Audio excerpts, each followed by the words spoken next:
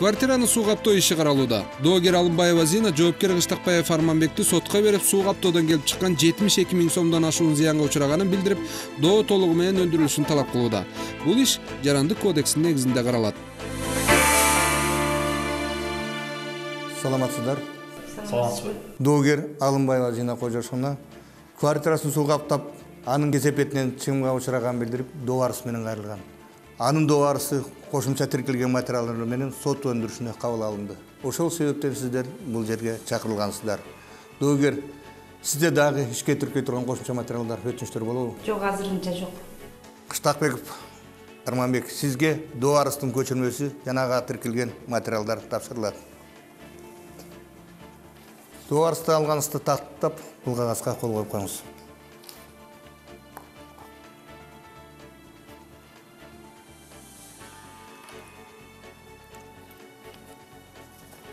Сизде дагы кошумча далилдер барбы? Ишке тиркей турган? Жок. Доогер, жоопкер тынчтык жолу менен жарашып алууга мүмкүнчүлүгү бар. Андыктан ойлонуп көргүлө. Эгерде ойлонсоңор, кабарлайсыңар. Көрдүңөрбү?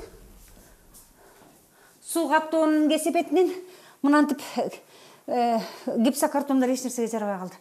Көп кетти. Зина Алымбаева мындай шартта үй бүлөсү менен 3 айдан бери жашап келишет. Бирок бул көрүнүш күтүүсүз жагдайдан улам келип чыккан. Мен ал күнү конокто болчумун. Келип монтип эшикти ачсам, Кудай бетти салбасын. Мына шыптан суу шырылдап агып атыптыр. Жердин бардыгы суу. Мына кире бериш, ашкана, астым үстүм бүт бар суу болуп калыптыр да. Доогердин айтымында буга анын үстүнкү кабатындагы үйдүн ээси күнөөлүү. Себеби ал сантехникасын өзүн билемдик менен оңдоп, ушул абалга жеткирген. Эми мен ваннамдагы унитаздын сууну агыза турган жабдуусун алмаштыргам. Атайын ошонун жабдуусун магазинге барып сатып алып келгем. Анан жарактан чыгып калганын мен кайдан билдим? Ким как будто өзүмө мен проблема издегендей болдум да. Тынымсыз каптап жаткан сууну токтотуу үчүн Зина Алымбаева шаардык суу канал ишканасынын авариялык тобун чакыртат. Алар келер замат көп кабаттуу үйгө кире турган сууну өчүрүшөт. Андан кийин алар үстүнкү кабаттагы үйдү иликтеп көрүшүп, суу каптоонун себебин аныкташат. Адистердин айтымында бул абал сантехникалык бир тетикти туура эмес орнотуудан келип чыккан. Мына өзү дагы келатат, мына. Көрдүңөрбү? Акчаны качан бересиң? Мына көрдүңбү? Мына жерде 32.700 тиги 40 сом болуп кетти. Мына жакшылап тартып алгыла. Бересиңби? Качан бересиң? Жакында берем, мен жакшы болсун эле. Көрдүңөрбү? Эми мен негизи чынын айтканда эле сотко жеткирбей эле бүтүрөлү дегем да. Анан сотко жеткирбей бүтүрөлү деп атайын адисти чакыртып, алып келип, ушул жактан эсептетсем уже ошондо айткан эле 12 миңден ашыгыраак болот депчи. Анан мен эжеге айткам, эже мен 12 миңден ашыгыраак акчаны төлөп берем. Десем эже макул болбой койду. Анан каякта түшкө кирбеген акчаны айтып эле эже деле мага сотко берем деп эле кайрылып атат. Бул жолку да Зина Алымбаева күнөөлүүнү чындап айыптоону чечкен. Анын талабы боюнча Арманбек Кыштакбаев келтирилген чыгым үчүн 72 миң сомдон ашуун каражатты төлөп бериши керек. Ордуңуздардан туруңуздар, сот келатат.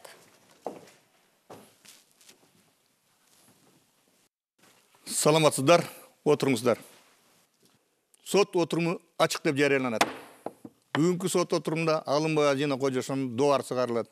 Ал өзүнүн доо арызында 3 комнаталуу квартирасын суу каптап кетип, ошонун негизинде келип чыккан материалдык зыянды Кыштакбеков Арманбек Бердигуловичтан өндүрүп берүү жөнүндө доо арыз менен кайрылган. Сот отурумунун катчысы тараптар жөнүндө маалымат бериңиз.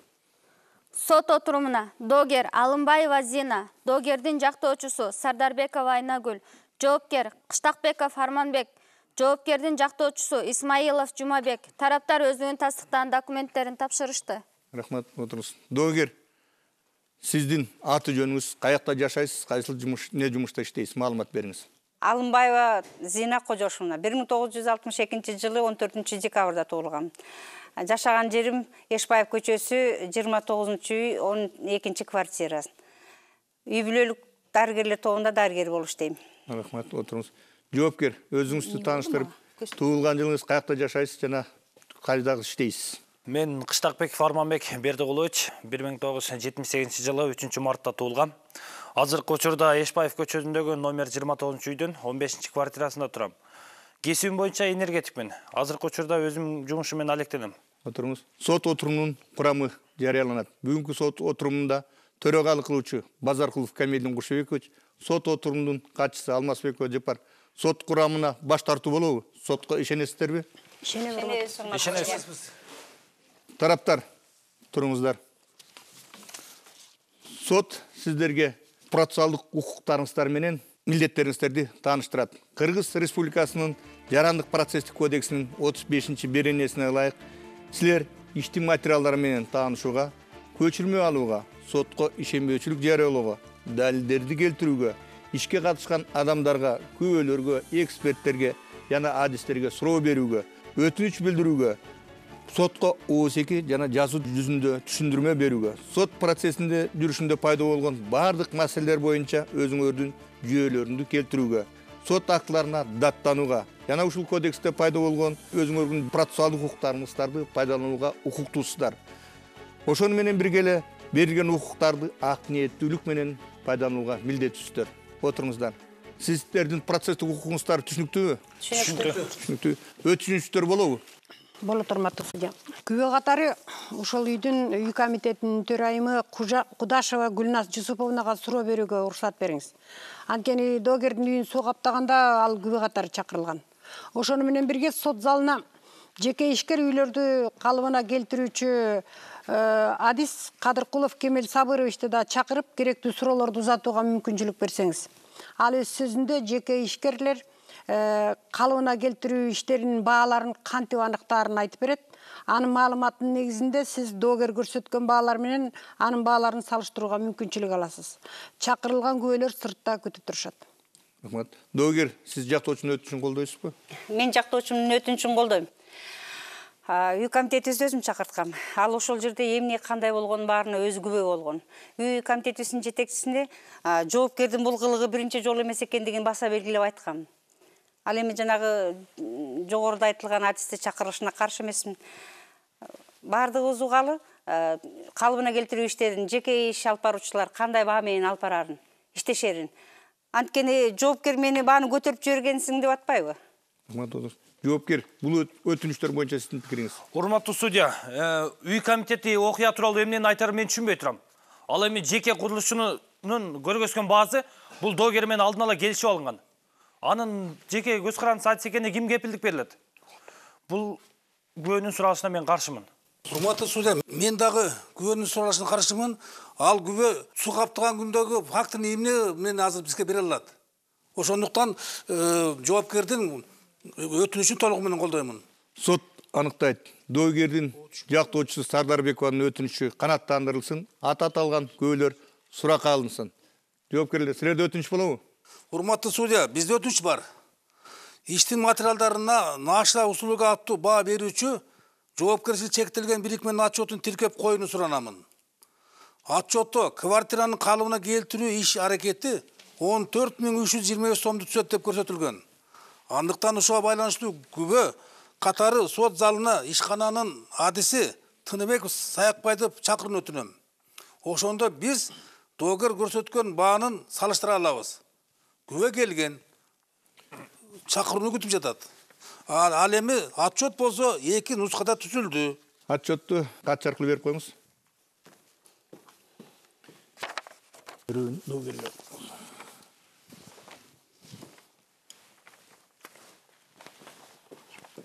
Жоопкер, жактоочунун өтүнүчүн колдойсузбу? Албетте, урматтуу судья, жактоочум тарабынан сунушталган кагазды ишке тиркеп, анан дагы наша услуга аттуу ишкананын өкүлүнө суроо берүүгө уруксат берүүңүздү суранам. Мен каршымын, урматтуу судья. Анткени мен үйүмдү көрбөй туруп кантип баа беришет? Мен дагы өтүнүчкө каршымын. Анткени биздин көрсөткөн актыдагы баалар суу каптагандан кийин үйгө келип, көрүп, анан баа беришкен адистердики да. Сот аныктайт.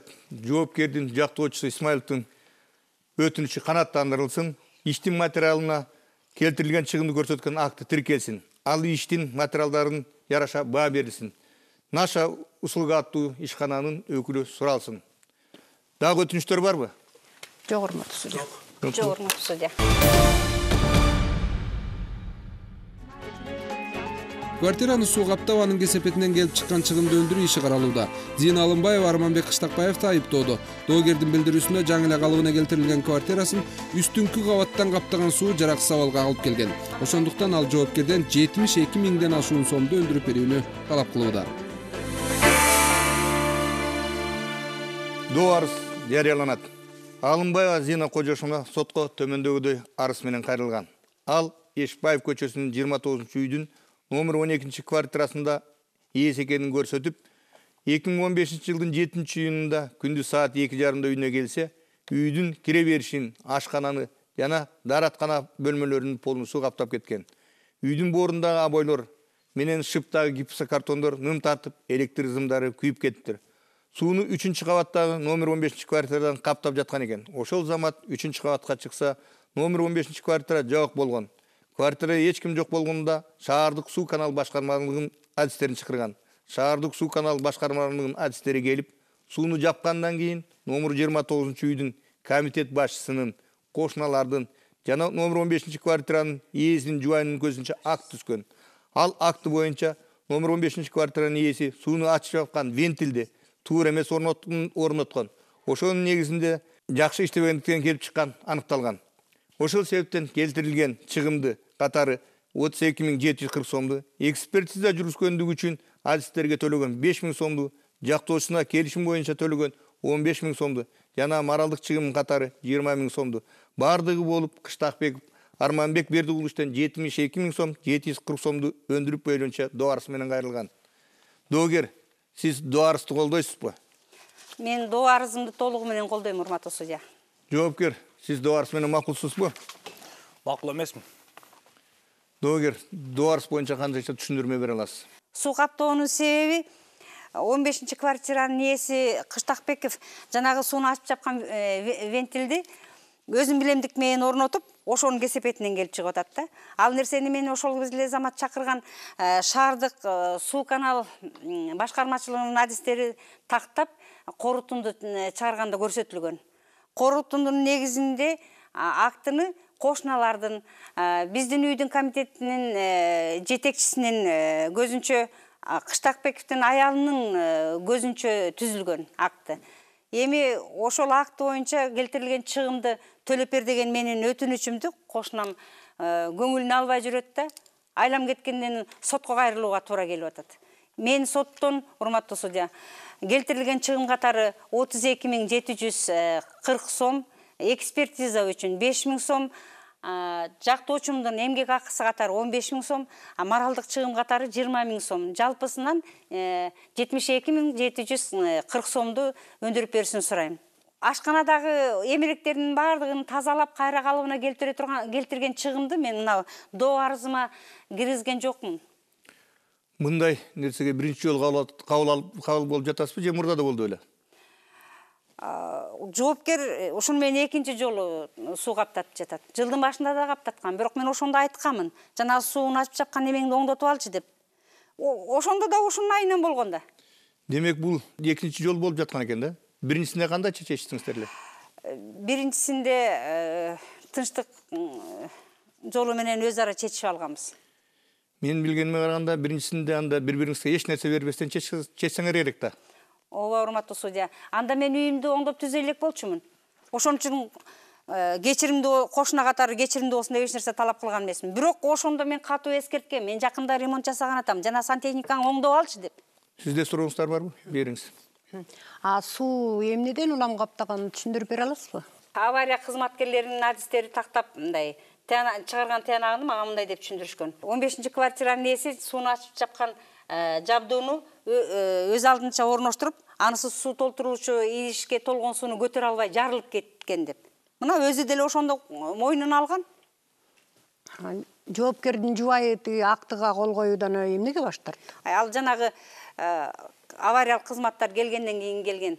Үйдүн кожойкеси мен эмесмин деп актыга кол коюудан баш тарткан баары эле көрүшкөн. Жоопкер өзү үйүңүзгө суу каптагандан кийин үйүңүзгө адистерди алып келип көрсөтөйүн деп кайрылды беле? Жок, кайрылган эмес. Тескерисинче мен келтирилген чыгымды төлөп берет экен деген үмүт менен кайрылсам, азырынча шартым жок, күтө тургула деп койгон. Бирок бир аз өткөндөн кийин эле машина алып болуп атпайбы күйгүзүп? Кыштакбеков билген мен жакында эле үйүмдү ремонт жасаганымды билип туруп ушуну жасап атат. Мына сенин азабыңдан эми баардыгын кайрадан жасаганга туура келет. Эже, мен чөнтө мен сиздин кандай ишиңиз бар? Ал унаа меники эмес да. Ал унааны Байке мага убактылуу пайдаланып турду эле таштап кеткен. Ой, аябай ишенип калдым. Уялбай Байке мага убактылуу пайдаланып тур деп коет. Ошентип эле. Ай, машиналы болдум да, подъездди жаңыртып жууган ким? Досторум эле келген, ал өзү. Ооба.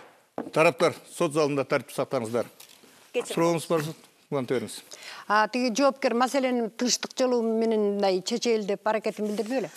Жоопкер келтирилген чыгымды төлөп берейин деп эле жатат. Бирок ана мына деп эле убакыт созуп атпайбы? Менин үй бүлөм мунун убадасына тоюп бүттүк. Күндө жумуштан келетканда качан деп берип тажап бүттүм. Эже, 32.740 сом. Эмнеден улам келип чыгып жатат? Ой, шып деген жарабай калбадыбы? Ал гипсокартон болчу да.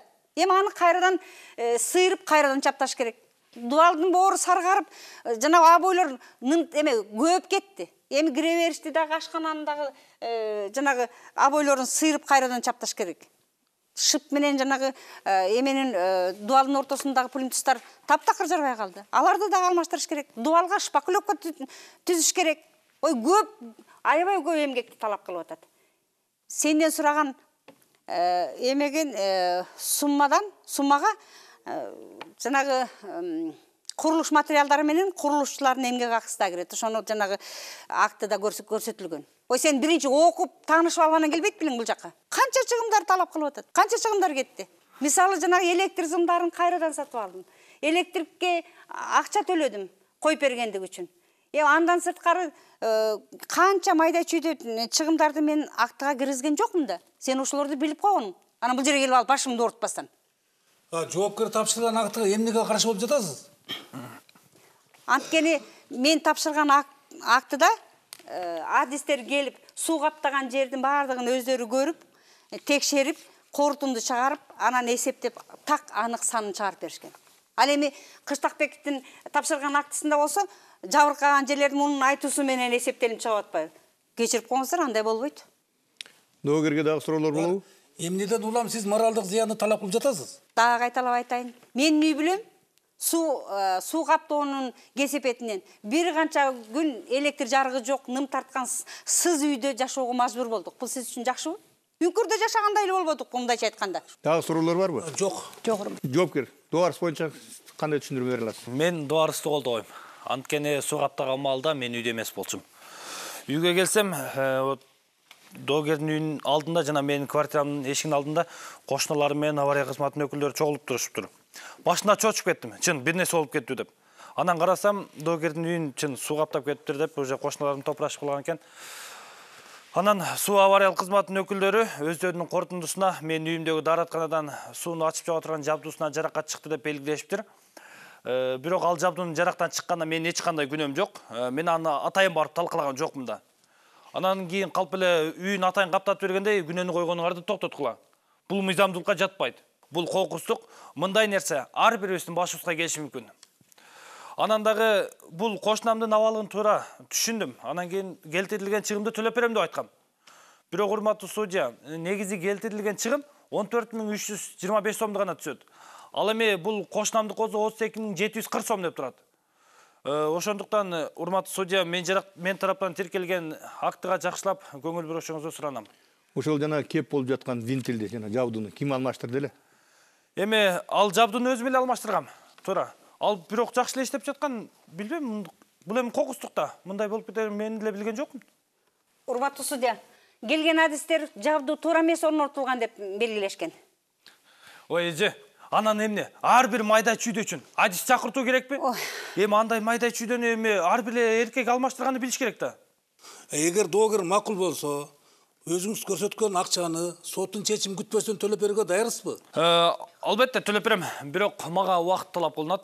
Урматтуу судья, доогерге суроо берүүгө мүмкүнбү? Бериңиз. Доогер туруңуз. Рахмат. Доогер, сиз эгерде жоопкер көрсөткөн актысындагы 14.325 сом төлөп берсе, бул ишти тынчтык жолу менен чечүүгө макулсузбу? Албетте жок. Эмнеге ошол акчаны гана төлөш керек да, мен көргөзгөн сумманы төлөбөш керек. Мен айтып атпаймынбы, курулуш материалдары менен курулушчуларга кеткен акча жанагы актыда толук так саны жазылган. Аны ошону төлөп берсин. Моралдык жактан анан ойлонуп көрөм. Жанагы электр зымы менен электриктерге кеткен акчаны мен актыга киргизген эмесмин. Квартираны кокустан суу каптаса, моралдык зыянды каяктан талап кылып жатасыз? Ошол моралдык зыянды эмне менен далилдей аласыз? Мен эмне үчүн далилдешим керек? Мен үйүмдү жоопкердин квартирасы аркылуу суу каптап атпайбы? Туурабы? Эмне жоопкер менин үйүмдө бир канча күн электр жарыгы жок отурганымды билбейт бекен? Сопсон эле билет. Мына электр жарыгы жоктугунан музаткычым күйүп кетти.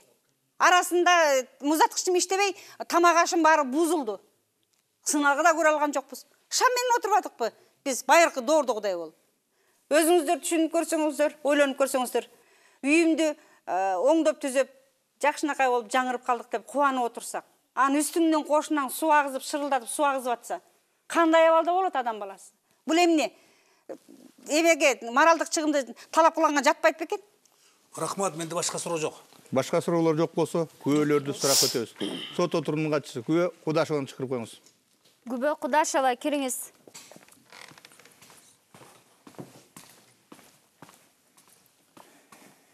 Сиздин толук аты жөнүңүз, кайсы жылкысыз жана кайсы жерде эмгектенесиз? Маалымат бериңиз. Кудашева Гүлназ Жусуповна, 1960 жылкымын.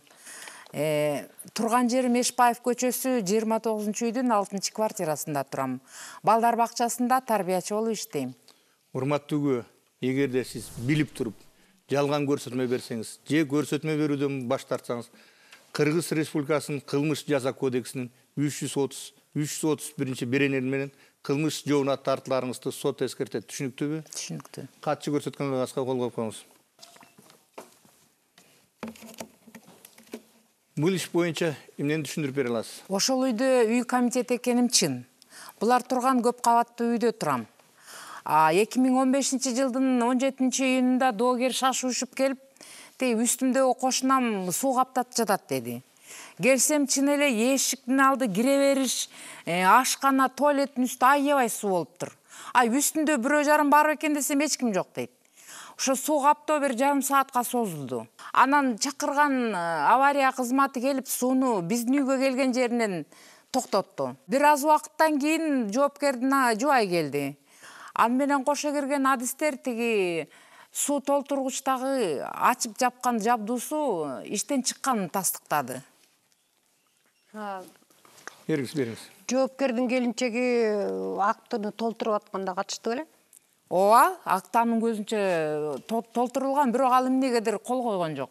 Өзү баш тартуусунун себебин түшүндүрдү беле? Квартира жолдошума катталган, ошон үчүн өзү келип кол койсун деди. Коммуникация боюнча доогердин жоопкерге нараачылыгы бар беле? Мында мурун да бир жолу Алымбаева кайрылган мага суу каптап кетти деп. Мен Кыштакбековго айткам, могу суроону чечип албайсыңбы деп. Күбөгө дагы суроолор барбы? Жок. Сиз сот залынан орун алсаңыз болот. Сот отурумунун катчысы күбө Кадыркуловду чакырып коюңуз. Күбө Кадыркулов, кириңиз.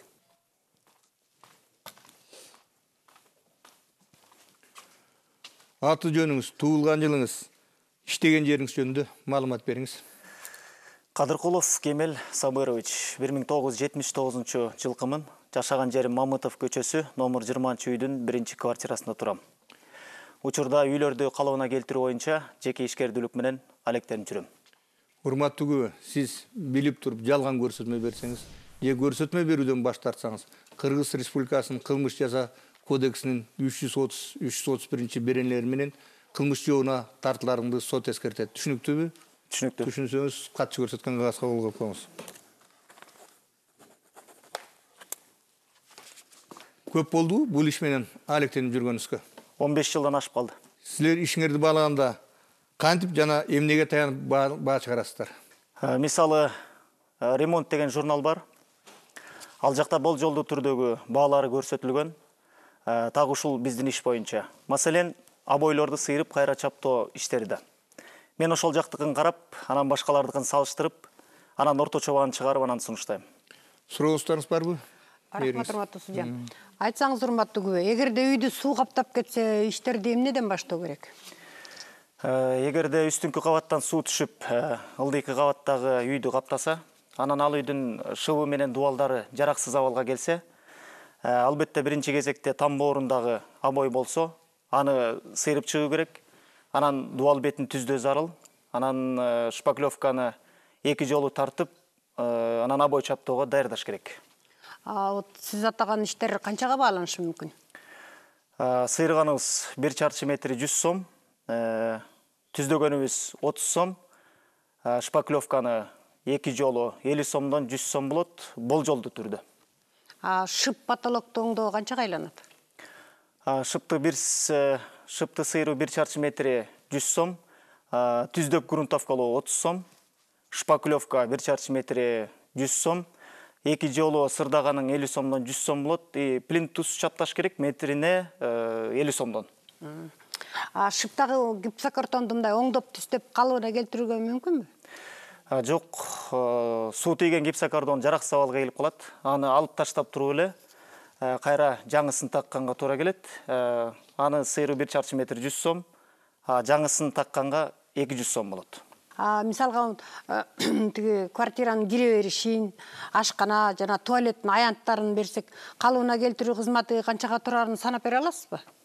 Эсептеп берем, эгерде зарыл болсо, бирок убакыт талап кылынат. Урматтуу судья, уруксат бересизби? Албетте уруксат.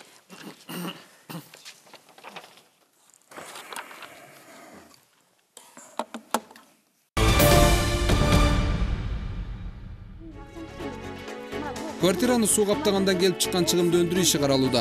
Үстүркү кабаттагы Арманбек Кыштакбаевден түшкөн суу астындагы квартираны каптап кетет. Үйү жабыркаган Зина Алымбаева сотко доо арызы менен кайрылып, жоопкер келтирилген чыгым катары 72.740 000 сомду төлөп берүүсүн сурайт. Жарандык кодексинин негизинде каралып жаткан бул иш эмне менен аяктайт, алдыда көрөбүз. Сот залында тартип сактаңыздар. Уруксат берсеңиздер, урматтуу судья. Уруксат, айтып бериңиз. Менин эсебимдин жыйынтыгы мындай болду. Ашкана 8477 сом, кире бериши 4389 сом, ажаткана 500 сом. Ошентип бардыгы 13366 сом болду. Бирок бул биздин кызмат акыбыз гана. Буга курулуш материалдар кирбейт, ал өзүнчө. Курулуш материалдардын баасы канча болушу мүмкүн? Эми ал курулуш кылам деген адамдын тиги материалдарды тандагандан жана анын сапатына жараша болот. Дагы суроолор болобу? Суроо жок. Рахмат, сиз сот залынан орун алсаңыз болот. Рахмат. Сот отурумунун катчысы Күбө Тыныбековду чакырып коюңуз. Күбө Тыныбеков, кириңиз.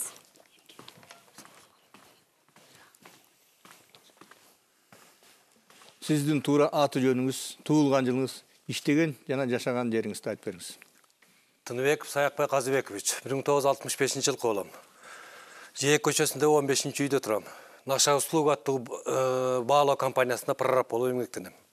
Урматтуу Күбө, сиз билип туруп жалган көрсөтмө берсеңиз, же көрсөтмө берүүдөн баш тартсаңыз, Кыргыз Республикасынын кылмыш жаза кодексинин 331 беренелери менен кылмыш жообуна тартыларыңызды сот эскертет. Түшүнүктүүбү? Түшүнүктүү. Түшүнсөңүз катчы көрсөткөн кагазга кол коюп коюңуз.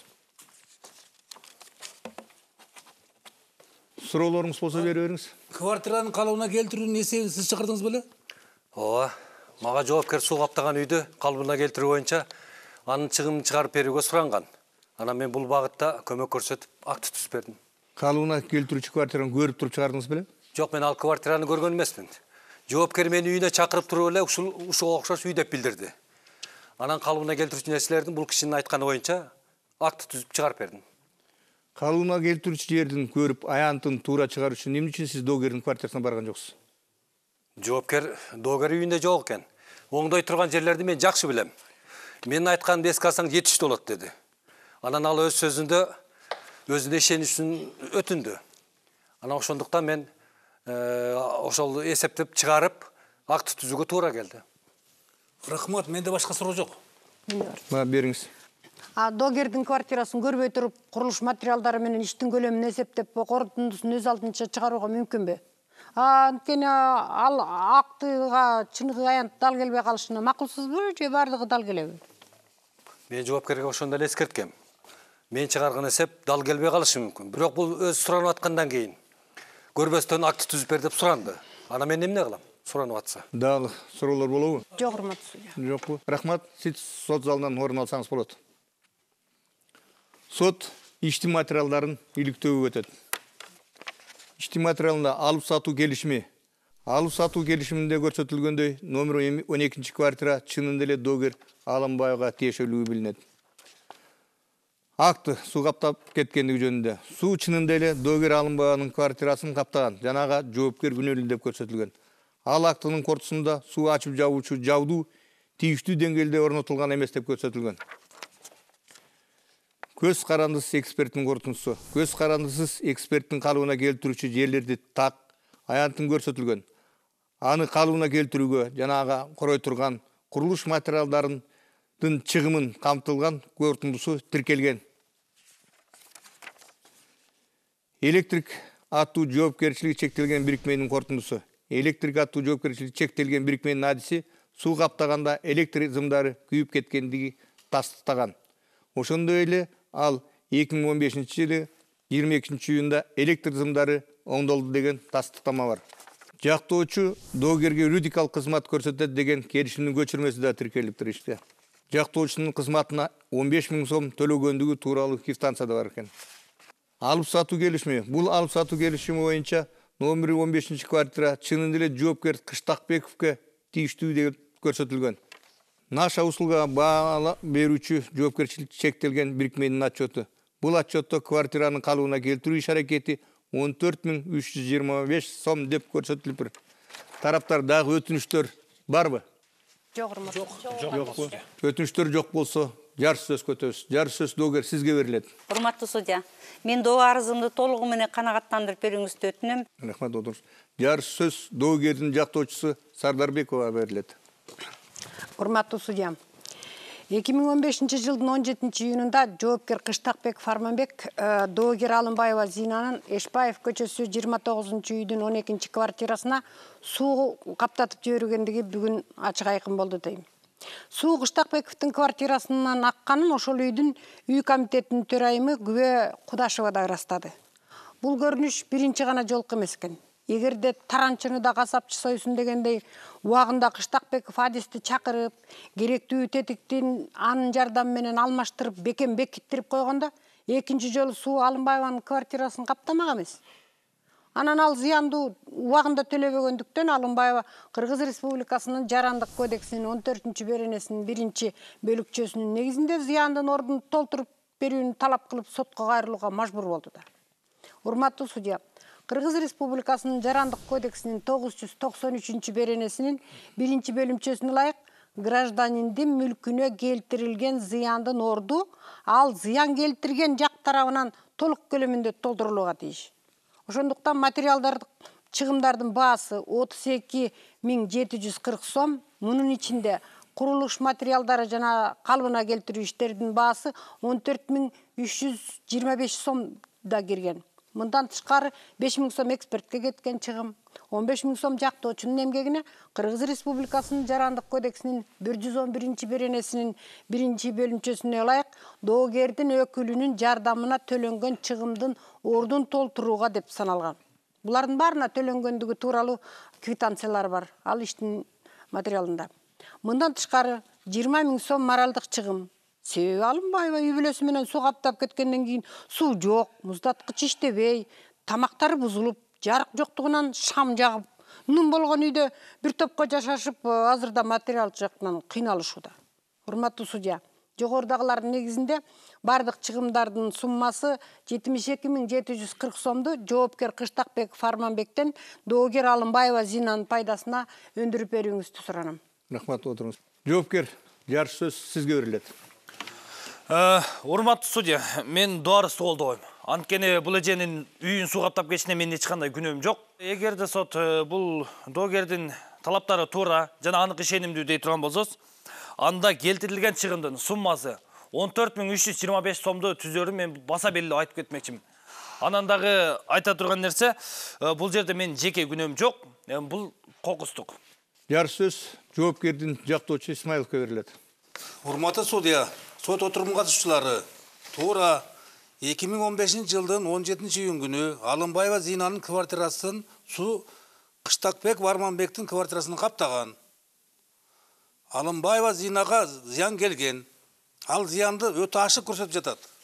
Баары ачык айкын билинип турса, Кыштакбеков Арманбек өзү аткарыла турган ишти эсептеп чыгарып жатса, бул жерде эксперттин кандай кажети бар эле?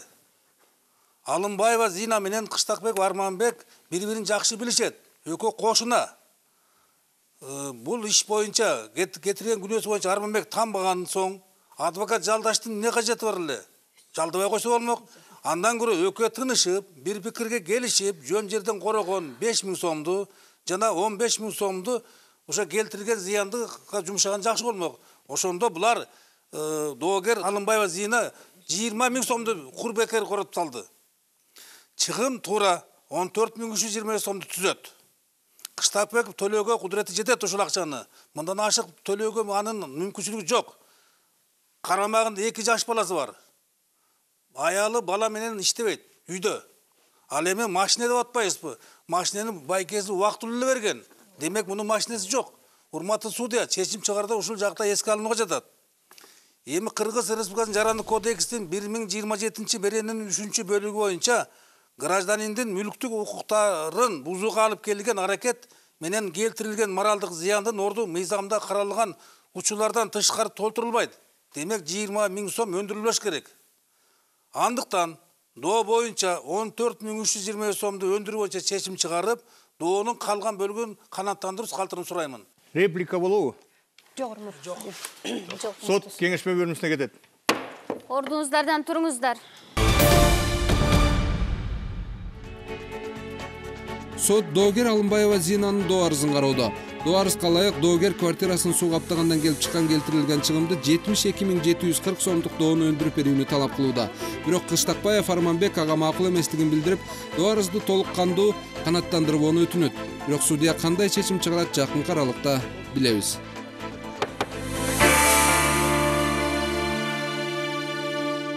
Ордуңуздардан туруңуздар. Сот келатат.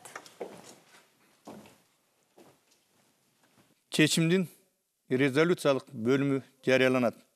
2016 жыл 7 май төрөгалык кылуучу Базаркулов Камилдин Кушубекович, сот отурумунун катчысы Алмазбекова Жыпар, доогер Алымбаева, жактоочусу Сардарбекова, жоопкер Кыштакбеков, жактоочу Исмаиловдун катчысында ачык соттун отурумунда Алымбаева Зина Кожошованын 72740 сомду материалдык чыгымды Кыштакбеков Арманбек Бердиуловичтен өндүрүп берүү жөнүндө доо арызын карап, иштин материалын изилдеп, сот Кыргыз Республикасынын Жарандык процесстик кодексинин 197, 201, 205, 211 беренелерин жетекчиликке алып, чечим кылат.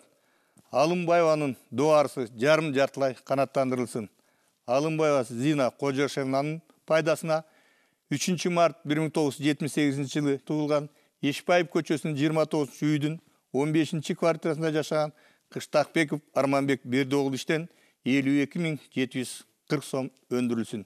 Доонун калган бөлүгү канааттандыруусуз калтырылсын. Кыштакбеков Арманбек Бердиуловичтен 5271 сом мамлекеттик алым республикалык бюджетке өндүрүлсүн. Чечимге нааразы тарап 30 күнүн ичинде апелляциялык арыз менен кайрылууга укуктуу. Отуруңуздар. Мындай чечимдин кабыл алганына төмөнкү жагдайлар себеп болду. Доогердин квартирасын жоопкердин күнөөсү боюнча суу каптап кеткендигин шаардык суу канал башкармалыгынын адистери түзгөн акт боюнча далилденет. Мындан тышкары адистер доогердин квартирасын карап көрүп, квартирасын кайрадан калыбына келтирүү үчүн канча каражат кетери аныкталган. Жоопкер болсо 14325 чыгымды төлөп берем дегени жүйөсүз. Анткени сот отурумунда аныкталгандай бул акт доогердин квартирасын көрбөстөн түзүлгөн. Кыргыз Республикасынын Жарандык кодексинин 993 беренесине негизинде гражданиндин керт башына же мүлкүнө келтирилген зыяндын орду ал зыянды келтирген жак тарабынан толук көлөмдө толтурууга тийиш. Ошол себептен Алымбаеванын мүлкүнө болгон зыян толугу менен жоопкер Кыштакбековдон өндүрүлдү. Ал эми Алымбаеванын талап кылган 20000 сом моралдык зыянды өндүрүүсүз калтырылды. Анткени Кыргыз Республикасынын Жарандык кодексинин 1027 беренесинин 3 пунктунда гражданиндин мүлктүк укуктарын бузууга алып келген аракет же аракетсиздик менен келтирилген моралдык зыяндын орду мыйзамда каралган учурлардан тышкары толтурулбайт деп көрсөтүлгөн. Чечим түшүнүктүүбү?